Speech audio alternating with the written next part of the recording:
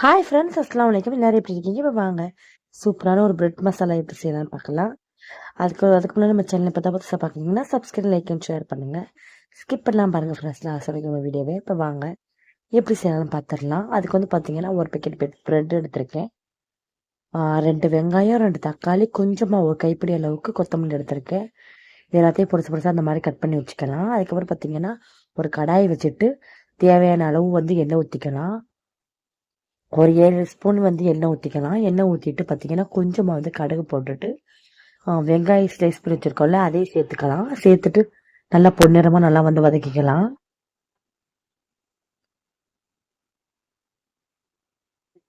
நல்லா வந்து வதங்கட்டும். பிரெட்டை வந்து பார்த்தீங்கன்னா இந்த மாதிரி குட்டி குட்டியாக வந்து ஸ்லைஸ் பண்ணி வச்சுருக்கேன். இதை வந்து பார்த்தீங்கன்னா கொஞ்சமாக வந்து ஒரு டீஸ்பூன் நெய் விட்டு கொஞ்சமாக வந்து ரோஸ்ட் பண்ணி எடுத்துக்கலாம். அதாவது வந்து லைட்டாக வந்து கலர் சேஞ்ச் ஆகிற வரைக்கும் வந்து ரோஸ்ட் பண்ணி எடுத்துக்கலாம். ப்ரெட்டு வந்து கொஞ்சம் வந்து ஹார்டாக மாறும், அந்த அளவுக்கு ரோஸ்ட் பண்ணி எடுத்துக்கலாம்.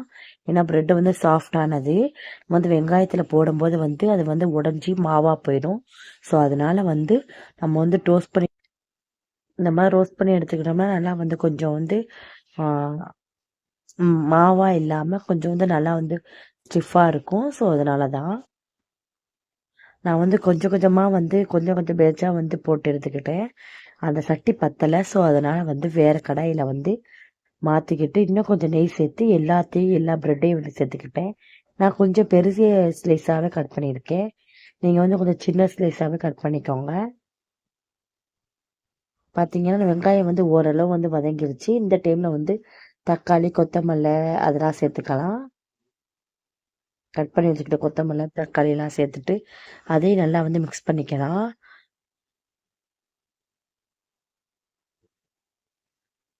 பார்த்தீங்கன்னா கொஞ்சமாக வந்து சால்ட் சேர்த்துக்கலாம். ஒரு அரை டீஸ்பூன் வந்து உப்பு சேர்த்துட்டு நல்லா வந்து வதக்கிக்கலாம். அதையும் இதுக்குமே வந்து பார்த்தீங்கன்னா எண்ணெய் ஊற்றும் போதே 2 டீஸ்பூன் வந்து நெய் விட்டுக்கிட்டேன், நல்லா வாசமாக இருக்கும். ஸோ அதனால இஞ்சி பூண்டு பேஸ்ட் பார்த்தீங்கன்னா 1 டீஸ்பூன் சேர்த்துக்கிட்டேன்.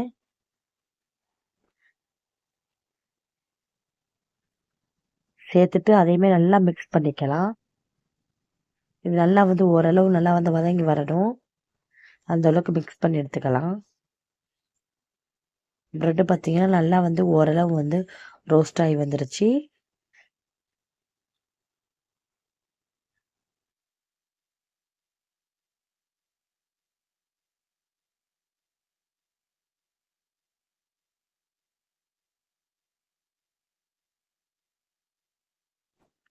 உங்கள்கிட்ட வந்து பச்சை மிளகாய் இருந்துச்சுன்னா அதை கூட சேர்த்துக்கோங்க. என்கிட்ட இல்லை, ஸோ அதனால் சேர்த்துக்கல. பிள்ளைங்க வந்து சாப்பிட மாட்டாங்க பச்சை மிளகாய் சேர்த்துக்கிட்டா, அதனால தான் நான் சேர்க்கலை.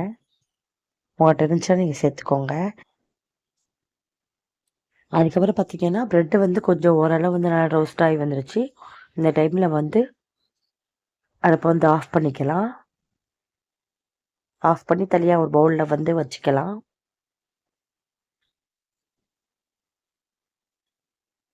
பார்த்தீங்கன்னா ஓரளவு நல்லா வந்து வதங்கி வந்துருச்சு. இந்த டைமில் வந்து அரை டீஸ்பூன் வந்து கரம் மசாலா சேர்த்துக்கிட்டேன். 1/4 டீஸ்பூன் வந்து தனி மிளகாய் தூள் சேர்த்துக்கிட்டேன். ஒரு 2 பிஞ்சு வந்து மஞ்சத்தூள் சேர்த்துக்கிட்டேன்.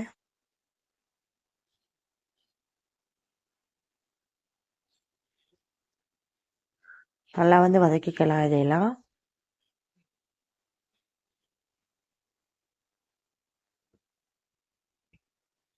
நான் வந்து பார்த்தீங்கன்னா கொஞ்சம் வந்து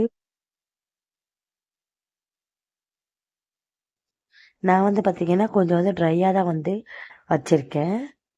நீங்கள் வந்து இன்னும் கொஞ்சம் வந்து இதாக வேணும் அப்படின்னு சொல்லி வச்சிங்கன்னா இன்னும் கொஞ்சம் உங்களுக்கு திக்காக வேணும்னு வச்சிங்கன்னா தக்காளி சாஸ் சேர்த்து. நான் வந்து பார்த்தீங்கன்னா கரெக்டாக வந்து அந்த மூடியால் வந்து 2 மூடி சேர்த்துக்கிட்டேன். சேர்த்துட்டு நல்லா வந்து இதை வந்து மிக்ஸ் பண்ணிக்கலாம். நல்லா வந்து மிக்ஸ் பண்ணிவிட்டு இப்போ வந்து லைட்டாக ஒரு கொஞ்சமாக வந்து தண்ணி சேர்த்துக்கிட்டேன். ஒரு டீஸ்பூன் வந்து ஒரு 1லேருந்து 2 டீஸ்பூன் வந்து தண்ணி சேர்த்துக்கிட்டேன். இல்லை உங்களுக்கு வந்து இன்னும் கொஞ்சம் வந்து கிரேவி மாதிரி வேணும் அப்படின்னு சொன்னீங்கன்னா இன்னும் கொஞ்சம் ஒரு 4 டீஸ்பூன் வந்து சேர்த்துக்கோங்க தண்ணி. சேர்த்துட்டு வந்து பார்த்தீங்கன்னா, இன்னும் கொஞ்சம் வந்து ஒரு 2 மூடி வந்து டொமேட்டோ சாஸ் சேர்த்துக்கோங்க. நல்லாயிருக்கும், பார்க்குறதுக்கு நல்லாயிருக்கும், சாப்பிட்றதுக்கு சூப்பராக இருக்கும். அதுக்கப்புறம் பார்த்தீங்கன்னா, எல்லாத்தையும் வந்து அதில் சேர்த்துட்டு ஒருக்கா வந்து நல்லா வந்து இந்த மாதிரி மிக்ஸ் பண்ணிக்கோங்க. பார்த்தீங்கன்னா உங்களுக்கே தெரியும். கொஞ்சம் வந்து நான் வந்து ட்ரையாக தான் நான் வச்சுருக்கேன்.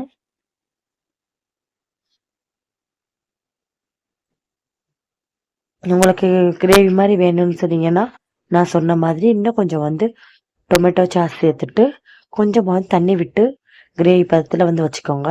செம்ம டேஸ்ட்டாக அட்டகாசமான டேஸ்ட்டில் பிரெட் மசாலா வந்து ரெடி ஆயிடுச்சு. சிம்பிளாக நம்ம வீட்டில் இருக்கக்கூடிய பொருளை வச்சு நம்ம வந்து செஞ்சிடலாம். கண்டிப்பாக வந்து வீட்டில் ட்ரை பண்ணி பாருங்கள் ஃப்ரெண்ட்ஸ். மேட்டாப்பில் கொஞ்சம் கார்னிஷ்காக கொத்தமல்லி தழை தூவி இறக்கிடலாம். அவ்வளோதான் ஃப்ரெண்ட்ஸ். ரொம்ப ரொம்ப சிம்பிளான மெத்தடில் வந்து பிரெட் மசாலா எப்படி செய்யலாம்னு பார்த்தோம். உங்களுக்கு பிடிச்சிருந்துச்சுன்னா லைக் பண்ணுங்கள், ஷேர் பண்ணுங்கள், கமெண்ட் பண்ணுங்கள். ரொம்ப ரொம்ப பிடிச்சிருந்துச்சுன்னா லைக் பண்ணுங்கள். அப்புறமா வந்து பார்த்தீங்கன்னா இந்த ரெசிபி கண்டிப்பாக நீங்களே வீட்டில் ட்ரை பண்ணி பாருங்கள். உங்கள் குழந்தைங்களுக்கெல்லாம் வந்து செஞ்சு கொடுங்க. காலையில் பிரேக்ஃபாஸ்ட்டாகவும் செஞ்சு கொடுக்கலாம், ஸ்நாக்ஸாகவும் செஞ்சு கொடுக்கலாம். ரொம்ப நல்லாயிருக்கும். கண்டிப்பாக வீட்டில் நீங்கள் ட்ரை பண்ணி பார்த்துட்டு கீழே வந்து கமெண்ட் பண்ணுங்கள் உங்களுக்கு எப்படின்னு சொல்லிட்டு நாங்கள் தெரிஞ்சுக்கிறோம். ஓகே ஃப்ரெண்ட், இங்கே பார்த்தீங்களா எவ்வளோ வந்து கிரேவியாக இருக்குன்னு. செம சூப்பராக செம டெம்டிங்காக இருந்துச்சு. கண்டிப்பாக வீட்டில் ட்ரை பண்ணி பாருங்கள் ஃப்ரெண்ட்ஸ். ரொம்ப வந்து ஈஸியானது, ஈஸியாக வந்து செஞ்சிடலாம். ஈஸியான ரெசிபி தான்.